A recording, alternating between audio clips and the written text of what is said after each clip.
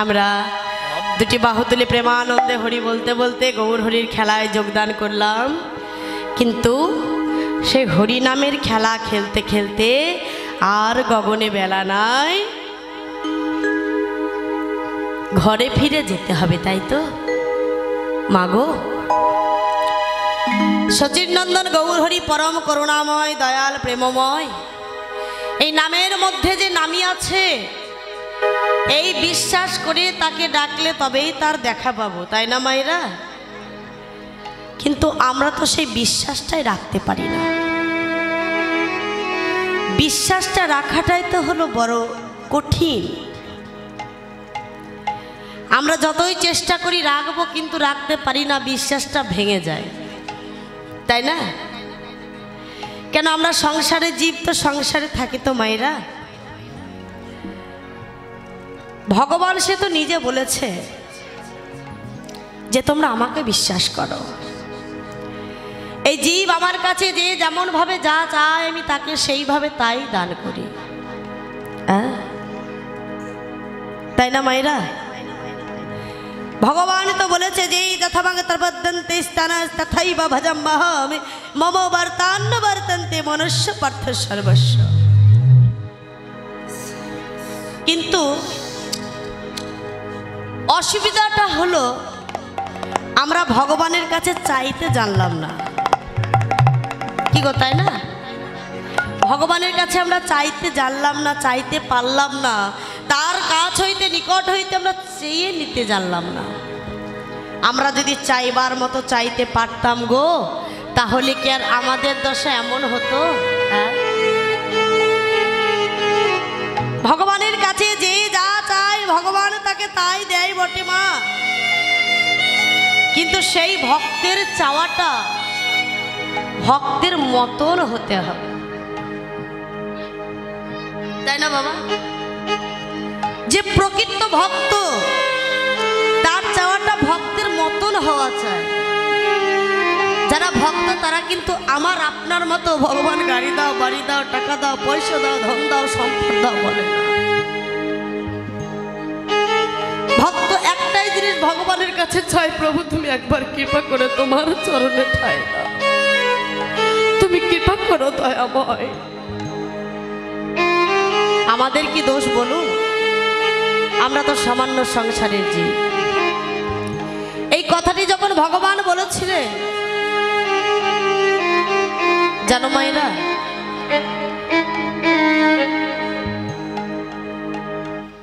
তখন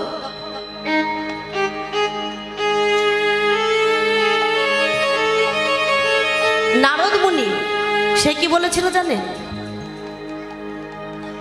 নারদ মুনি বলেছিল, প্রভু তুমি যে বলছো যে তোমাকে যেমন ভাবে চাই তুমি তার মনোবাসনা কিনা তেমনি ভাবে পূর্ণ করো। প্রভু এটা তুমি কি ঠিক বললে? কেন ঠিক বলবো না? আমি যদি বলি ঠিক বলনি কেন নারদ? আচ্ছা প্রভু তুমি বলো তো, মহাভারতে একটি হাতে তোমায় অর্জুন আর আরেকটি হাতে দুর্যোধন ধরে যখন বলছিল প্রভু তুমি আমার, দুইজনেই তো তোমায় ধরেছিল দুটি করে, দুইজনেই ধরে একজন বলছে প্রভু তুমি আমার, আর একজন করে ধরে বলছে প্রভু তুমি আমার, দুইজনেই টানাটানি করছে। কি গো মায়েরা, একজন মানুষ তার দুইজন আর হতে পারে না, পারে বাবা?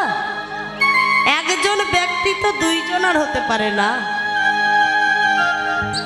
প্রভু গো কই, সেই দিন তো দুইজনই তোমার হাতে ধরে টেনেছিল প্রভু তুমি আমার, অর্জুন বলছে প্রভু তুমি আমার, দুর্যোধন বলছে প্রভু তুমি আমার। কই প্রভু, তুমি অর্জুনের হয়ে গেলে ওই দুর্যোধনের তো হলে না, তাহলে তুমি কেমন করে বলছো যে আমাকে যেমন ভাবে চাই আমি তার মনোবাসনা তেমনি ভাবে পূর্ণ করি? ভগবান বলছে নারদ, ওই যে দুইজনে আমার দুটি হাত ধরে টানাটানি করছিল তুমি শুধুমাত্র সেইটাই দেখেছো, তার কি হয়েছে তুমি সেটা তো দেখোনি। আমাকে দুইজনেই চেয়েছে, আমি মানছি, দুইজনেই আমার হাত ধরে টানছে যে তুমি, ও বলছে তুমি আমার, আর একজন বলছে তুমি আমার, কিন্তু এর মধ্যে যেটা হয়েছে প্রভু সেটা তুমি, আহা, এর মধ্যে যেটা হয়েছে নারদ সেটা তুমি দেখোনি, সেটা তুমি জানো না। কি হয়েছে প্রভু জানো নারদ? দুইজনেই যখন আমার কর ধরে টানাটানি করছিল, আমি তখন বললাম একজন ব্যক্তি তো আর দুইজনের হওয়া যায় না, তো এক কাজ করো, আগামীকাল ভোরের বেলায় আমি যার বদনটা উঠে দর্শন করব, আমি শুধু এই জন্মের মতো নয়, জন্ম জন্মান্তরের জন্যে তার হয়ে যাব। হরি বল, হরি বল।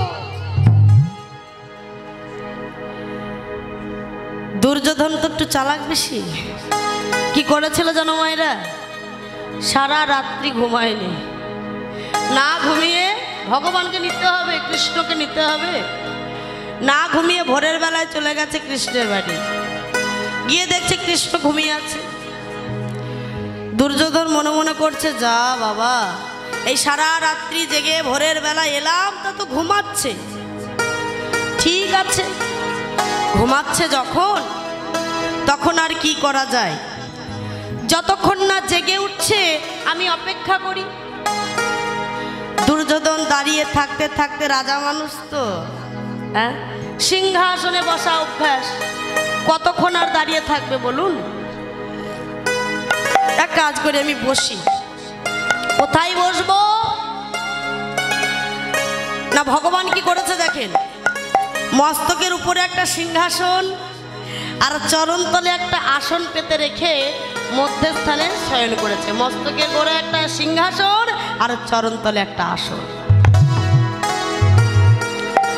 দুর্যোধন মনে মনে ভাবছে, বাহ, বুদ্ধি আছে, যাই হোক বুদ্ধি করে একটা আমার জন্য সিংহাসন রেখেছে। দুর্যোধন গিয়ে সিংহাসনে বসেছে। যেই না গিয়ে সিংহাসনে বসেছে, এমন সময় চমকে উঠলেন, ঘুম ভেঙে গেল অর্জুনের। যেই না ঘুম ভেঙে গেল, চমকে উঠলেন, এ কি সকাল হয়ে গেছে, সকাল হয়ে গেছে আর আমি এখনো ঘুমিয়ে আছি। কৃষ্ণ তো বলেছিল যে আগামীকাল সকালে আমি যার বদন দর্শন করব, আমি জন্মের মতো নয়, জন্ম জন্মান্তরের জন্য তার হয়ে যাব। হে কৃষ্ণ, আমি কি এমন অপরাধ করেছিলাম কৃষ্ণ, যে আমি এমন কাল ঘুমিয়ে গেলাম? কৃষ্ণ, আমি যখন ঘুমিয়ে গেছিলাম, মনে হয় শুধু এ জন্মের মতো নয়, জন্ম জন্মান্তরের জন্য তোমাকে আমি হারিয়ে ফেললাম।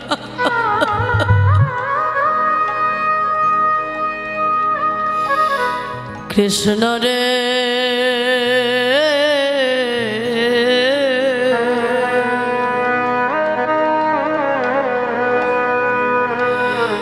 আরে বুঝি তোমায় পাওয়া হলো না গো,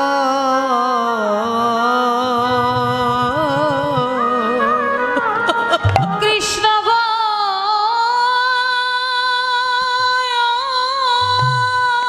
কৃষ্ণ, আরে জন্মের মতো আরে বুঝি তোমায় পাওয়া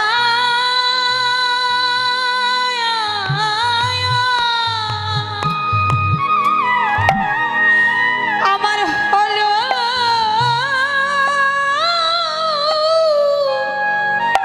কৃষ্ণ, হলো না গো।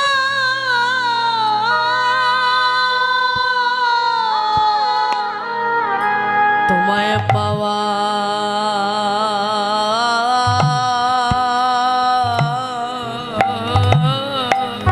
হরি বল।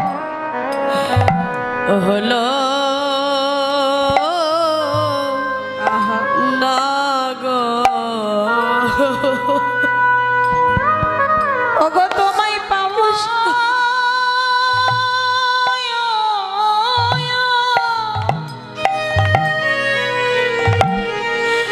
আমার হলো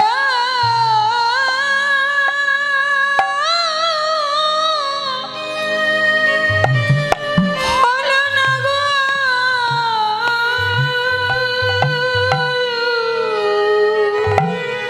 বলো বলো আমি কি অপরাধ আহা কৃষ্ণ আমি কি অপরাধ করে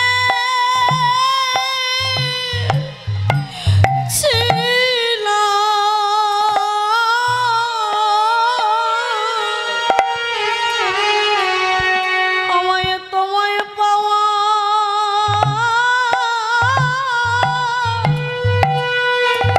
হলো না আমি কি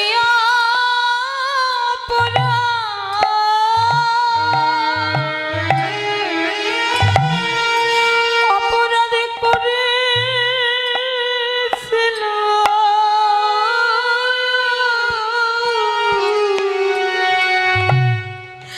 কৃষ্ণ তোমায় পাওয়া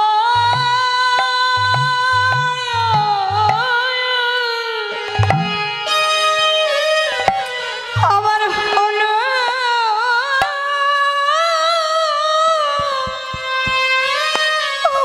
না গো কৃষ্ণ বলো বলো কি অপরাধ হরি বল আমি করেছিলাম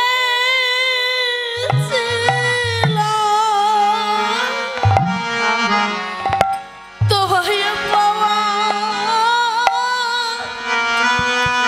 হলো না কৃষ্ণ আমি কি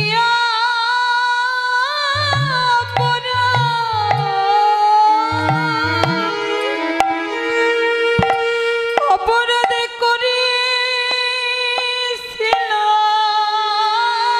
করেছিলাম তোমার কৃপা হতে আমি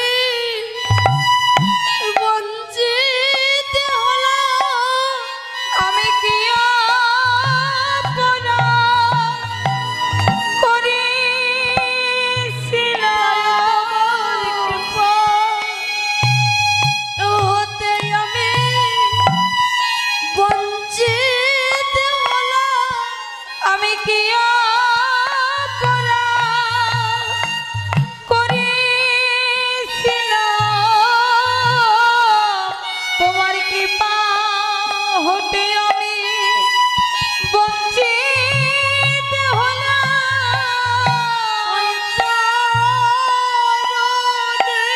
হরি বল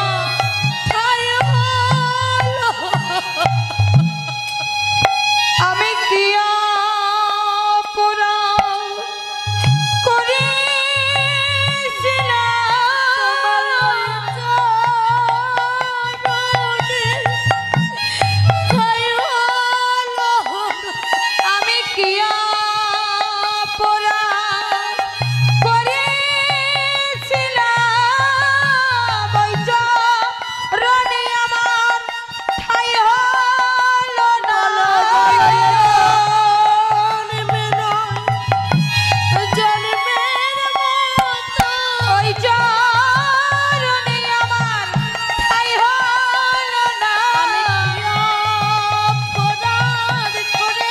না ওই চরণে আমার ঠাই হলো না করেছিলাম ওই চরণে ঠাই হলো না কি অপরাধ করেছিলাম ওই চরণে ঠাই হলো না কি অপরাধ করেছিলাম আমার এই চরণে আমার ঠাই হলো না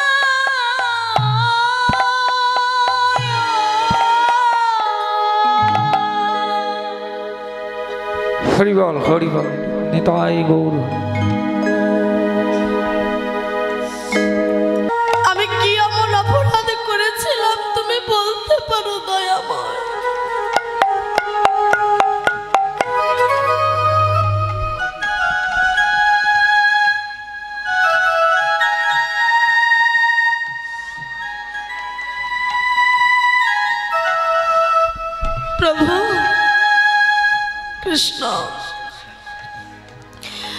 আমি কি এমন অপরাধ করেছিলাম তুমি বলতে পারো? কি কাল ঘুমিয়ে গেছিলাম, তোমার রাঙা চরণে আমার ঠাঁই হলো না। শুধু এ জন্মের মতো নয়, জন্ম জন্মান্তরের জন্য আমি তোমায় হারিয়ে ফেললাম কৃষ্ণ রে। বেশ, এ জন্মে না হয় তোমায় পাওয়া নাই বা হলো, নাই বা আমি তোমায় পেলাম কৃষ্ণ, তবু আমি তোমার কাছে যাব, তবু আমি তোমার কাছে যাব কেন জানো? হয়তো তোমায় আর আমি পাবো না, কিন্তু একবার তো চোখের দেখা আমার দেখা। হরিও চোখের দেখা তো হবে প্রভু, আমি তোমার কাছে যাব। দুটি নয়ন বাড়ি সিঞ্চন করতে করতে কৃষ্ণের বাড়িতে গিয়ে দেখছে এখনো কৃষ্ণ ঘুমিয়ে আছে, এখনো ঘুমিয়েই আছে। দুর্যোধন বসে আছে সিংহাসনের উপরে,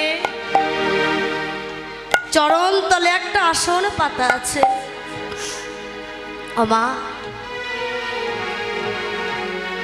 অর্জুন বলছে এই তো আমার জায়গাটা তো বেশ পড়ে আছে, আমি তো সিংহাসন চাই না, এই তো আমার জায়গাটা তো বেশ পড়ে আছে আমার জন্য। চরণতলের আসনে গিয়ে বসেছে, চরণতলের আসনে গিয়ে বসে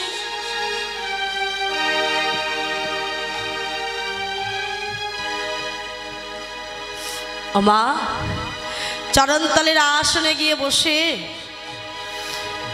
প্রভুর চরণ সেবা করছে আর দুটি নয়ন জলে ভাসছে। আমা, ভক্তের নয়নের জল যদি ভগবানের চরণে পড়ে গো, স্বয়ং ভগবানও সইতে পারে না। ভগবান সব সইতে পারে, কিন্তু ভক্তের এই দুটি নয়নের জল সে কোনোদিন সইতে পারে না গো। আর কি সে ঘুমিয়ে থাকতে পারে? জেগে বসলেন, যখনই জেগে বসলেন, ওমা একটা কথা বলুন তো, ঘুম থেকে উঠে কোন দিকে তাকায়? ঘুম থেকে উঠলে কোন দিকে চাইবেন? সামনে চাইবেন, চরণ দিকে, তাই তো? আপনি কি ঘুম থেকে উঠে উঠে মাথার উপরে তাকাবেন? এটা সাধারণ কথা, শাস্ত্র পড়ার দরকার নেই। কেউ তোর মাথার উপরে তাকায় না, তাকায়? ভগবানও ঠিক তেমনি ঘুম থেকে উঠে উঠে সামনে চরণের দিকে চেয়েছে। যেই না সামনে চরণের দিকে চেয়েছে, কি দেখছে জানেন? যে চরণ তলে আহা অর্জুন বসে বসে কাঁদছে। যেই না দেখছে অর্জুন বসে বসে কাঁদছে, চিৎকার করে কৃষ্ণ বলে উঠলেন, অর্জুন, অর্জুন তুমি আর কেঁদো না, অর্জুন তুমি আমার পক্ষে এসো। আমি তোমায় কথা দিলাম, এ জনমের মতো নয়, জন্ম জন্মান্তরের জন্য আমি তোমার হয়ে।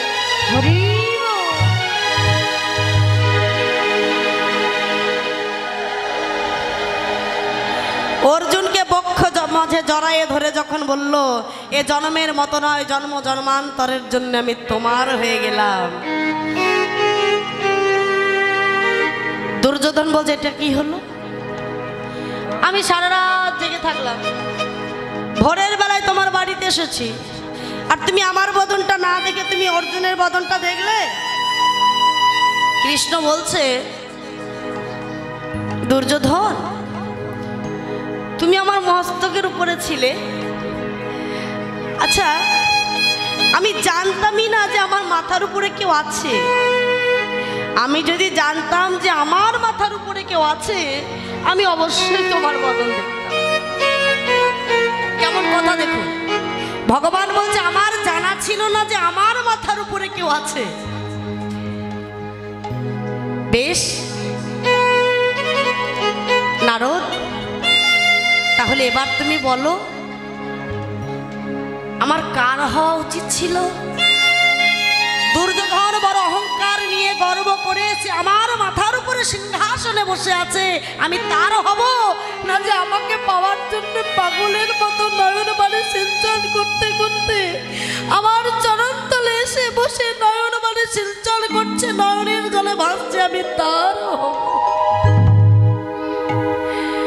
আমি ঠিকই বলেছি, আমাকে যে যেমন ভাবে চায় আমি তার তেমনি ভাবে হয়ে যায় মাগো। তাই ভগবানকে এই বিষয় সংসার মায়াজাল সংসার করো, কিন্তু সংসার করতে করতে যেন যে সংসারের সার তাকে ভুলে যেও না। জানো মায়েরা, এই যে ভবের সংসার, সংসার করতে হবে মা, একবার ভেবে দেখুন তো। এই ভবের মাঝে জন্মগ্রহণ করেছেন 84 লক্ষ জনই ভ্রমণ করে এত সুন্দর মানব জন্ম পেয়েছি গো মা। এই মানব জন্ম থেকে বিদায় নিলে আর কি মানব জন্ম পাবো? কত অন্যায়, কত অত্যাচার, কত পাপ, কত কি করলাম, একবার পিছন পানে চেয়ে দেখলাম না আমাদের কি এই দশা হবে। দেখেছি যাই করেছো করুণাময় অবতার, এই গৌর অবতারে সব ভুলে একবার আমার গৌর পথে মতি দাও, একবার সাধুগুরু অষ্টম চরণে মতি দাও, সে সব ক্ষমা করে দেবে। একবার ভেবে দেখুন তো, এই মানব জন্ম থেকে বিদায় নিলে আমাদের আর কি মানব জন্ম হবে?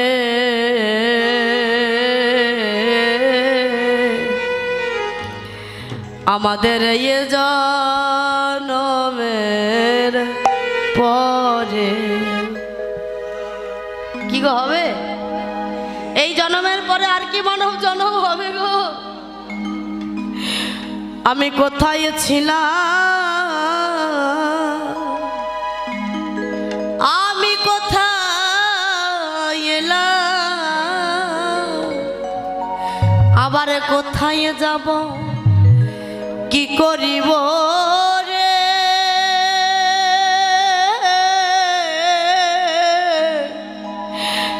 এই জন্মের পরে আর কি মানব জন্মে হবে?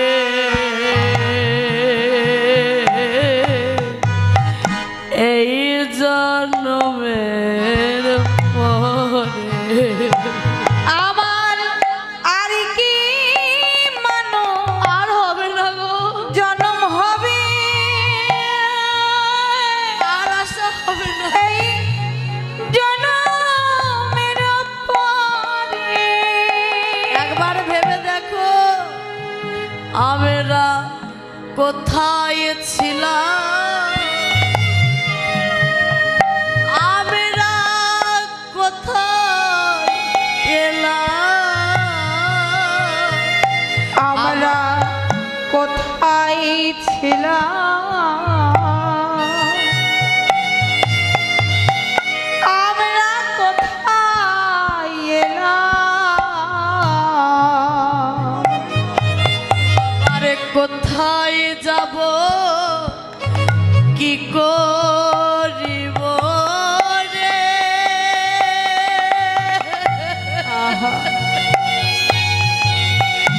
এই জন্মের পরে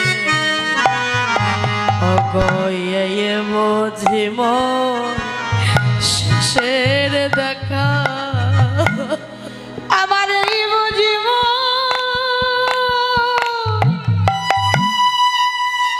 আর শেষে দেখা,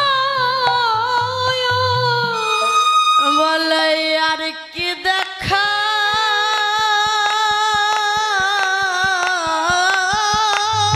করিব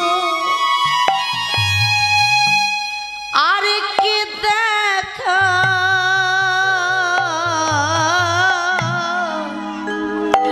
আমাদের হয় কি না?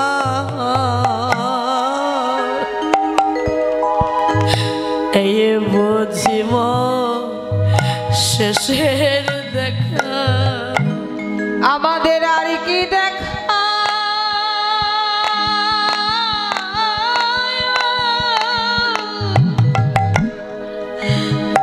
আর কি দেখা হয় কি না হয় এই বুঝি আমাদের ওরে শেষের দেখা আর কি দেখা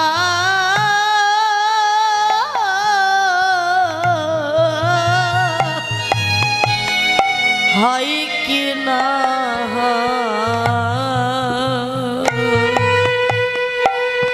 এই বুঝিব শেষের দেখা আমাদের আর কি দেখা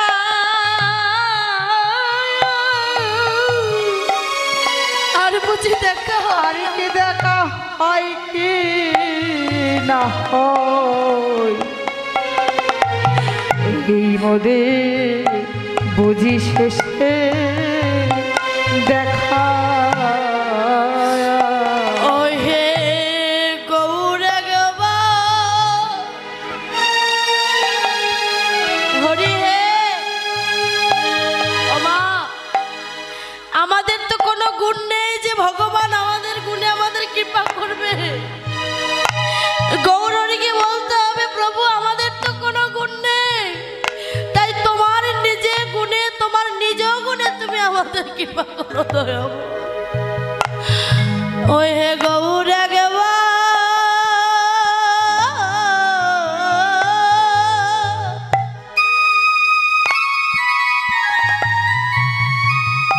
ওই হে গৌরে গেবা কৃপা করো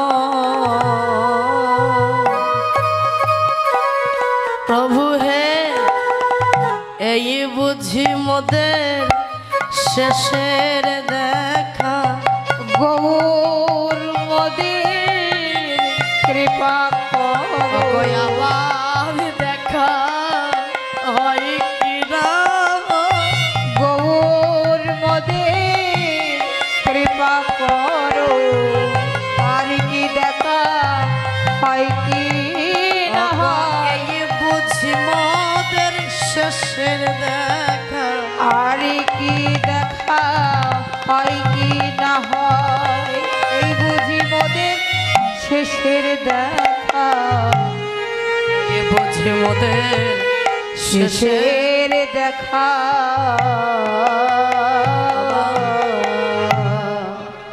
আমার ইউটিউব চ্যানেলে কি এই যে কীর্তন মিডিয়া দাদা খুব ভালো দাদা আছে, সবাই চলে গেলে এটা যাবি না, এটা থাকবি। খুব ভালো, এনার চ্যানেলে ভালো ভালো কীর্তন আছে। কীর্তন মিডিয়া টিম লিখবেন, অনেক কীর্তন আসবে, আপনারা শুনবেন। আমাদের অনেক কীর্তন ছাড়া আছে। কীর্তন মিডিয়া 10 সকল সনাতন ধর্মে যত বড় বড় কীর্তনীয় আছে হয়েছে নাম কীর্তন লীলা কীর্তন। এই যে কীর্তন মিডিয়া এই চ্যানেলটি সকল কীর্তনীয়দের কীর্তন এই ইউটিউব চ্যানেলে পাবেন আপনারা। সনাতন ধর্মীয় অনুষ্ঠান ইউটিউব চ্যানেল কীর্তন মিডিয়া, আপনারা সাবস্ক্রাইব, নতুন নতুন কীর্তন আপনারা সাবস্ক্রাইব করবেন। এবং অষ্টকালীন নীলা কীর্তন, গীতা পাঠ, মহানাম যজ্ঞ অনুষ্ঠান, এক নাম নীলা কীর্তন, আপনারা সকলেই ওই চ্যানেলে সাবস্ক্রাইব করবেন। গীতা পাঠ, ভাগবত পাঠ সকল কিছু এই চ্যানেলে দেখতে পাবেন। এবং সকলেই দেখবেন এবং বেশি বেশি করে শেয়ার করবেন, যেন সকলের মাঝে দাদা আরো ভালো ভালো কীর্তন আপনাদেরকে উপহার দিতে পারে। কীর্তন মিডিয়া সকল ভক্তগণই এই চ্যানেলটি দেখবেন। হ্যাঁ, তো গৌর হরি বল। হরি বল হরি বল।